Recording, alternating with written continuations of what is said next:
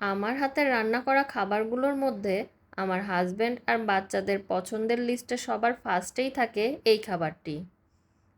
সবাই এই খাবারটা এতটাই পছন্দ করে যে সপ্তাহে যদি 3 দিনও এই খাবারটা তৈরি করে দেই তাহলেও তাদের কোনো আপত্তি নেই।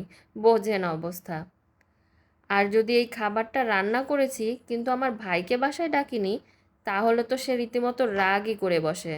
চলুন তাহলে আর কথা না বাড়িয়ে খুব সিম্পল ওয়েতে এই রেসিপিটি আপনাদেরকে তৈরি করে দেখাই। তো এখানে আমি প্রথমে রাইস কুকারের পট দিয়ে মেপে 3 পট চিনি গুঁড়া চাল আর 1 পট মুগ ডাল নিয়ে খুব ভালোভাবে পানি দিয়ে ক্লিন করে নিয়েছি। আপনারা এখানে চিনি গুঁড়া চালটাই নেবেন। আর মুগ ডালগুলো আমি আগেই তাওয়ায় হালকা ভেজে নিয়েছিলাম। এখন রান্নার জন্য একটি পাত্রে রান্নার রেগুলার তেল দিয়ে কিছু পেঁয়াজ কুচি হালকা ভেজে নেব।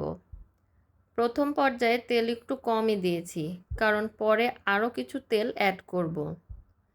এবার দারুচিনি, এলাচ আর তেজপাতা দিয়ে পেঁয়াজগুলো হালকা ব্রাউন হওয়া পর্যন্ত ভেজে নেব। তারপরে পানি ঝরিয়ে রাখা চাল ডালের মিশ্রণটি ঢেলে কিছুক্ষণ ভেজে নেব।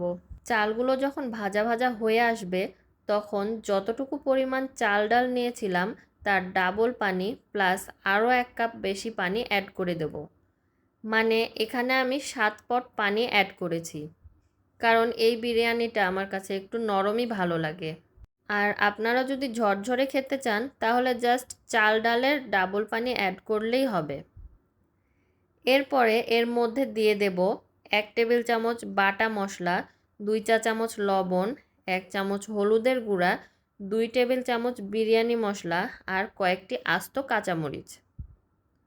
যখন এইরকম খুব ভালোভাবে বলক চলে আসবে আর পানি একটু কমে আসবে তখন স্বাদ মতো লবণ চেক করে নিতে হবে। এই সময়ে চুলার আঁচ একদমই লো করে দিতে হবে।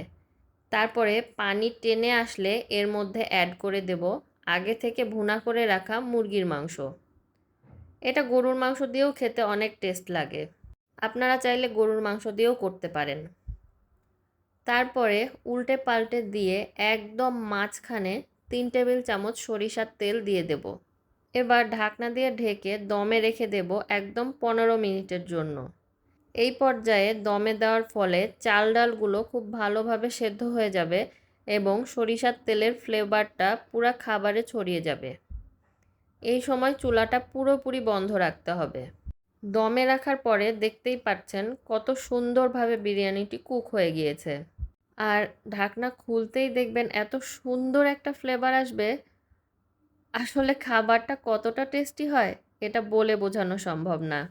তাই বাসায় ঝটপট রান্না করে উপভোগ করুন এই সুস্বাদু মুগ ডালের বিরিয়ানিটির টেস্ট। মাশাআল্লাহ, নিজের রান্নার প্রশংসা নিজেরই করতে ইচ্ছে করছে। এইরকম আরও টেস্টি টেস্টি খাবারের রেসিপি পেতে আমার চ্যানেলটিকে এখনই সাবস্ক্রাইব করে রাখুন। খুব শীঘ্রই আপনাদের জন্য আরও লোভনীয় খাবারের রেসিপি নিয়ে হাজির হয়ে যাব। টিল দেন, আল্লাহ হাফেজ।